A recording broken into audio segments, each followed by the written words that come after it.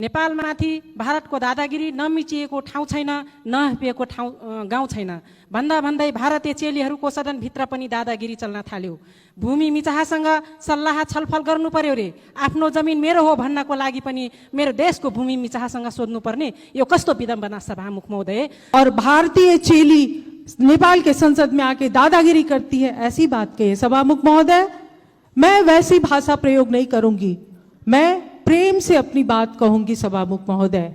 जब मधेसी को भारतीय और भारतीय को मधेसी बनाया जाता है तो बहुत लोगों का खून उबलता है, लेकिन हम लोग ऐसे ही चांदी के चम्मच में हम लोगों को किसी ने सभासद का सदस्य नहीं दिया है।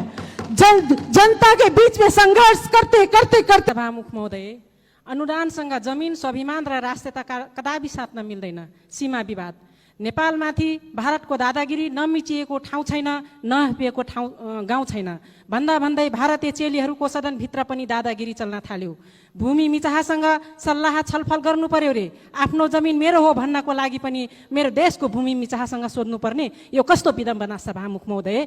जब यो देशका प्रधानमन्त्री एउटा सपना योजना फ्याँक्छन् अनि रहका एजेन्टहरू 15 दिनसम्म घाइते हुन्छन् अनि त्यो सपनाको विरुद्धमा सम्पूर्ण शक्तिहरू लगाएर बुरुक्क बुरुक्क उफ्रन थाल्छन्। सामान्य सभामुख महोदय, राष्ट्रको सवालमा अब बोलाइ र गराई समानता कायम गर्न धेरै मै हुँ भन्नेहरूलाई पनि हाम्मे पर्न देखिन थालिसक्यो। मन र विचार अशुद्ध हुनेको मन्तव्य, अन्तर्वार्ता र लेखका अंशबाट पनि आम जनताले समेत स्पष्ट रूपमा पहिचान गर्न थालिसके। विगतमा नक्कली राष्ट्रवादको खोल ओढ्नेहरूको मुकुण्ड पनि तिनलाई खडा गर्ने र उचाल्नेहरूबाट नै पर्दाफास हुनेछ। सम्माननीय सभामुख महोदय, ज्येष्ठ 19 के दिन मैं संसद में अनुपस्थित थी। मेरी अनुपस्थिति में वहाँ पे हमारे इस संसद के एक माननीय जी ने जो मंतव्य दिया उसको घृणा का मंतव्य कहा जाता है, अंग्रेजी में उसको हेट स्पीच कहा जाता है सभामुख महोदय, क्योंकि उन्होंने रगत उमलने की बात कही। उन्होंने अपने मेरे पद का मर्यादा नहीं होता तो मैं भौतिक रूप से भी आक्रमण कर सकती थी, ये बात कही। और भारतीय चेली नेपाल के संसद में आके दादागिरी करती है, ऐसी बात कही सभामुख महोदय। मैं वैसी भाषा प्रयोग नहीं करूंगी, मैं प्रेम से अपनी बात कहूंगी सभामुख महोदय। और मैं बहुत प्रेम और सद्भाव और आग्रह के साथ ये कहना चाहती हूं कि इस मंतव्य को रिकॉर्ड किया जाए और नेपाल के कानून के अनुसार यह हेट स्पीच कानूनी कार्रवाई के लिए पर्याप्त होता है। और मैं सरकार का ध्यान आकर्षण कराती हूं, गृह मंत्रालय का ध्यान आकर्षण कराती हूं कि इसको रिकॉर्ड में लेके और कानूनी प्रक्रिया को आगे बढ़ाया जाए। मैं दूसरी बात कहती हूं सभामुख महोदय कि पूरे संसद पे की मर्यादा पे और उसके सार्वभौम सत्ता पे आक्रमण हुआ है, इसलिए ऐसे हेट स्पीच को संसद के रिकॉर्ड से हटाया जाए। जब तक ये संसद का रिकॉर्ड पे बना रहेगा, इस देश में विभाजन की दरार वहीं से शुरू होगी। क्योंकि यहां पर अगर ये संसद के सार्वभौम सत्ता पे, संसद में ही जासूस कहने की बात की जाती है, संसद में दादागिरी चलाने की बात की जाती है सभामुख महोदय, ये सिर्फ किसी मानने पे नहीं, ये पूरे संसद पे आक्रमण है। सभामुख महोदय, मैं क्षमा चाहती हूं कि हमारे माननीय जी भी संसद का वक्तव्य पढ़ के अपना वक्तव्य देती हैं या मीडिया में जो प्रायोजित ढंग से वक्तव्य आता है उसको कहती हैं। मैंने कहा है भारत और चीन दोनों देश के साथ संवाद करके बात आगे बढ़ाई जाए। और थोड़ी देर के बाद मीडिया ने भारतलाई नसोधिकन नक्शा बनाउने ये कहा कि प्रायोजित किया। उन्होंने भी उसी मंतव्य को पढ़ा है, सुना है और उसके बाद अपनी धारणा व्यक्त करती हैं। कम से कम हम लोग सभासद लोग जब बोलते हैं तो वस्तुगत तथ्य और प्रमाण के आधार पे बोलें। जब बाहर के जनता की हल्ला होती है, उसी के हल्ला में हम लोग जाएंगे तो हम लोग देश का नेतृत्व कैसे करेंगे।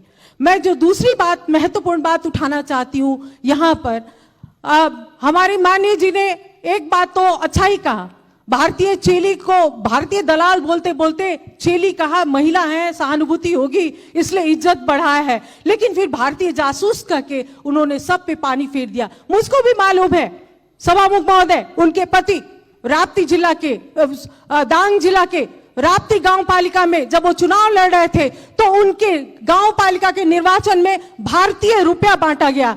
बाद में जब गांव वालों ने पकड़ा कि नहीं ये भारतीय रुपया तो उत्तर की छिमेकी चीन की तरफ से बांटा गया है, तो कहीं इस संसद में बिना किसी बड़ी शक्ति के आरोप के बिना उनको कैसे हिम्मत हुई?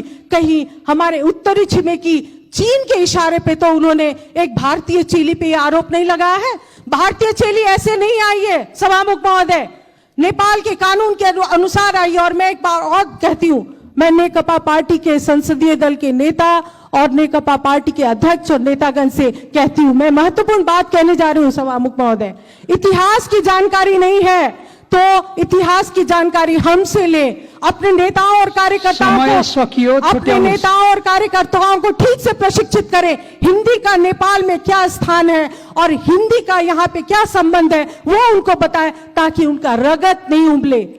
रगत, बुद्ध के संतान का रगत नहीं उबलना चाहिए सभामुख महोदय। और रगत तो बहुत का उबलता है, जब मधेसी को भारतीय और भारतीय को मधेसी बनाया जाता है तो बहुत लोगों का खून उबलता है। लेकिन हम लोग ऐसे ही चांदी के चम्मच में हम लोगों को किसी ने सभासद का सदस्य नहीं दिया है। जनता के बीच में संघर्ष करते करते करते हम लोग आए। और अंत में एक बात और मैं कहूंगी, नागरिकता के विषय में उन्होंने कहा है कि हम लोग क्यों राष्ट्रपति होंगे। हम लोग समय सकिसकेको छ। मैं एकदम खत्म कर रही हूँ, महत्वपूर्ण बात है। तो मैं भी ये चुनौती देती हूँ, मैं चुनौती देती हूँ कि 2072 साल का संविधान बनाने वक्त पे जब मधेसी सड़क पे थे तो उन्होंने आर्टिकल 279 लाके हमारे हाथ और पैर में जंजीर बांधी है। जंजीर जब तक रहेगी तो हमारा संघर्ष रहेगा, और हिम्मत है तो वो जंजीर को हटाइए और तब हम साथ मिलकर नेपाल बनाएंगे। नहीं तो ये बात तो चलती रहेगी सभामुख महोदय। मैं फिर से कहती हूँ कि इसको सभामुख महोदय रिकॉर्ड से हटाया जाए। मैं ये मांग करती हूँ, जब तक इसके बारे में ये घृणा का स्पीच इसको रिकॉर्ड से नहीं हटाया जाएगा, मैं क्षमा चाहती हूँ। हम लोग संसद को ठीक से सुचारू रूप से आगे बढ़ने में देने में असमर्थ हैं सभामुख महोदय।